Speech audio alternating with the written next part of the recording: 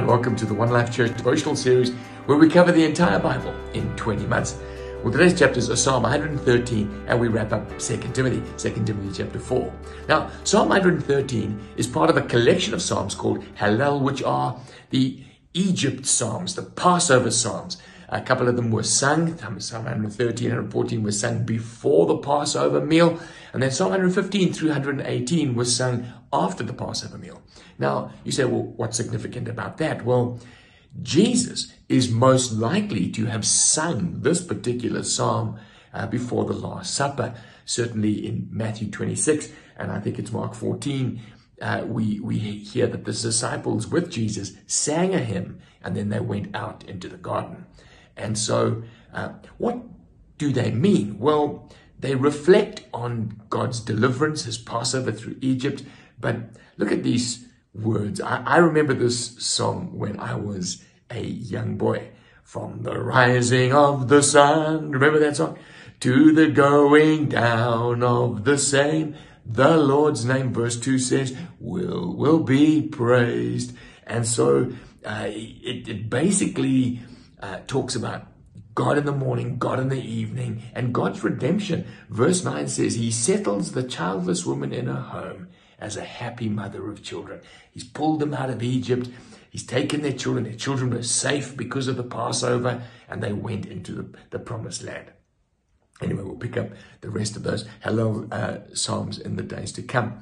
Now, 2 Timothy chapter 4 is Paul closing out his letter to Timothy. Remember, Paul's in prison. He's going through his trial in Rome. He's writing to young Timothy, and he's saying to Timothy, Timothy, come and join me. Please, come join me. In this closing chapter, though, we see a dynamic between him and his co-pastors, his teammates, his co-workers in the ministry. Now, behind me here, this is my study. There's a picture of me and a couple of my co-pastors having some fun together in canoes. We've traveled the world together, and we minister together, and we share our lives together. And you get that sort of picture when Paul's talking to Timothy. These are people that he shares his life with. And this is what he says to young Timothy. Preach the word. Be prepared in season, out of season, correct, rebuke, and encourage. He says this, endure hardship, do the work of an evangelist, discharge all the duties of your ministry, delegate to people, get them up and going, and do your best to come to me quickly. And then he says, be careful now, there's a guy down there called Alexander the metalworker. He did me a lot of harm. Be on your guard against him. These are the final instructions he gives to Timothy. And then he says, for a time is coming. This is why you need to study the word like that and do the work of an evangelist. For a time is coming, he says, I think it's in verse 3, where men will no longer put up with sound doctrine, but they will gather around themselves a multitude of teachers to tell them what their itching ears want to hear.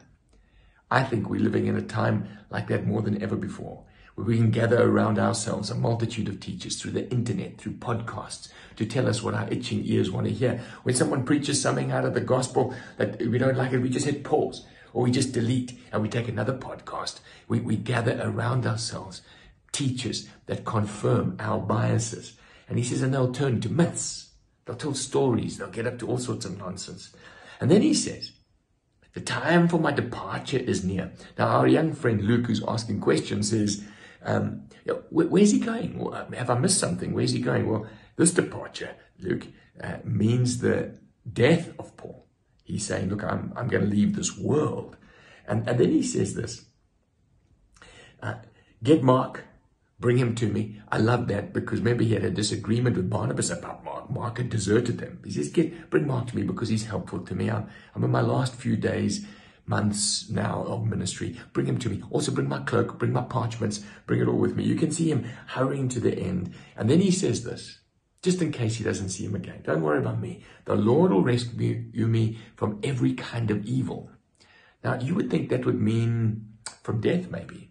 But apparently that's not the evil he's worried about, because he will bring me safely into his heavenly kingdom. However, the way of passing, whether it be execution, whether it be death through old age, he says God's going to bring me safely into his kingdom. You can see his priorities here, can't you? You can see his priority is to please God and to meet Jesus in his glorious kingdom. It's not the comfort here on earth.